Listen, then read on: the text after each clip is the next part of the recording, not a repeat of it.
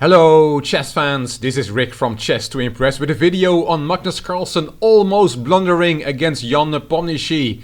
In this video I will show you a heart-stopping moment in a recently played Norway Chess tournament in September 2021. It happened in the last round where Nepomniachtchi had the white pieces against world champion Carlsen, a prelude to the World Championship match they will play against each other in November. The classical game ended in a draw, so the players had to play an Armageddon game. White started with 10 minutes on the clock, black with 7 minutes, but black had draw odds. White had to win the match. Let's have a look and a listen to the live broadcast of this game with commentary from Grandmasters Judith Polgar and David Howell. Apologies for the poor sound quality. Black looks like he's just winning somehow if he can just check the white king. Rook c1 or rook rook h1 c1, or rook h1, h1. d1. Okay, Magnus swings the whole way across rook h1. Okay, Rook f4. White's given a check. Rook f4, bishop h6. Oh my god. Wait, was rook c1 played? Oh, he wasn't played. Was rook c1 played in the game? No, it wasn't. No, rook he c1 just would have passed lost by. to rook takes f4.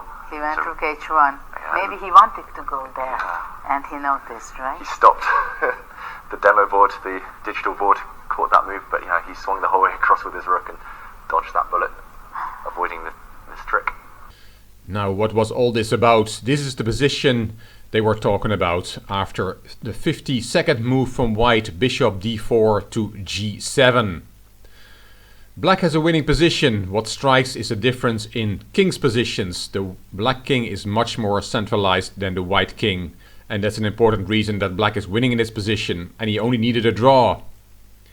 Here rook c1 is a logical move. Carlsen almost played it, as you could see from the footage, and also the brilliant Judith Polgar suggested it. Black's idea is to play rook c2 to force the white king to the bottom rank.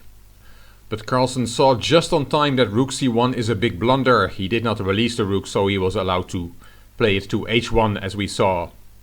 And why is it a blunder, rook c1? Because of rook takes f4 check, and Polgar saw it. King takes f4 is forced, and then bishop h6 skewering king and rook. Winning the rook, king e4, bishop takes c1, and white is winning with an extra piece. After king d3 he will have to find the only winning move, bishop a3. That's the only move that wins, attacking that pawn on d6, but that would have won the rook. So Carlsen saw it just on time and moved the rook to h1 before he had released the rook on c1. The software got somewhat confused because the rook stopped on c1 for a while, but Carlsen had not released the piece. So he played rook h1 and won the game after rook c3, check, king to the bottom rank, bishop e3. The white king is now in a mating net. c5, d takes c5, rook c4 check, and king f3. And there is nothing to do against the checkmate on h1. Nepomniachtchi resigned here. Carlsen had got an extra half point and won Norway Chess 2021. And had booked a little psychological victory over his future World Championship opponent. I hope you liked this video. If you did, please give it a thumbs up. Please subscribe to the Chess to Impress channel and please leave a comment. I will read them all and I will reply to them all. If you liked the video, it would be great if you could share it on social media by clicking the share button on YouTube. You can find me on Instagram, on Twitter and on Facebook. This is Rick for Chess to Impress. Thank you for watching.